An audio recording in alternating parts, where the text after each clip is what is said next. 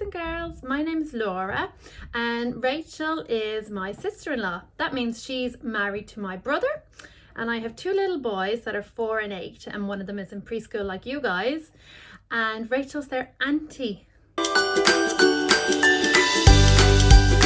So I have 3 of my own dogs. I have a very small Papillon who's Mason, he's 10. I have Diesel who's 5 and he's a miniature American Shepherd. And I have Quinn who's 2 and he's just a real mix of lots and lots of different dogs. But I've been very lucky with Diesel to compete all around the world, in Holland, in England. We've even been to the world's biggest dog show. Go! Tunnel, tunnel, tunnel! Hanging on here. Getting the blind turn in there, racing up towards the weaves. Nicely done, into the weaves. Look at that, lovely. Turning left, into the tunnel. Come on, Diesel. Into the tunnel, 3 to go. Come on, let's get a nice turn. Through, well done. Ooh, that was close. 33, 494, goes into second place. And I have a really fun job, and I wanted to share a little bit about that with you guys today. I am a dog trainer and a dog walker, and I went to college to learn all about how to stay safe around dogs, how to train dogs, and how to make your dogs really happy. So today we're going to help you guys do that with your dogs too. Okay, so the first important thing to remember is about keeping safe in your own home. So as a dog trainer, I get lots of calls from mammies that there might have been a little accident in the house where the dog wasn't happy and has growled or snapped at the children. So it's my job to make sure that that doesn't happen in your house.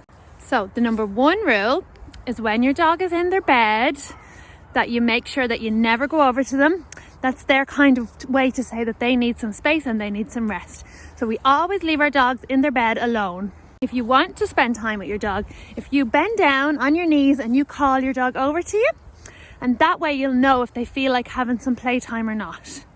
The number 2 most important rule is that you never go over to your dog when they're eating or they're drinking. And that includes when they're eating a chew toy or their dinner bowl. So you always stay away from your dog when they're eating. Because you could imagine if you were having some chocolate and your puppy tried to take them from you, you wouldn't be happy. So we definitely don't want to make our dogs unhappy by going over to them when they're eating. The number 3 rule is that dogs don't usually like to be picked up. It kind of makes them a little bit uncomfortable. So it's really important that you don't pick up your puppy, but you can do lots of other fun things with them. You can play with toys, you can train them, and I'm going to show you some tricks that you can teach your puppies. Oh, look at that nice, loose, waggy tail. And I think you these can will pet really them. enjoy Dogs those pets. really love nice, long body pets.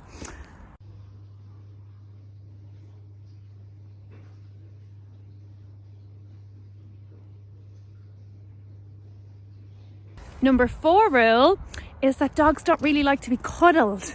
They like long body strokes, but they don't really like when you cuddle and put your head into them. And I know we love cuddles, but dogs don't really like cuddles that much. So long body strokes, playing and training they like.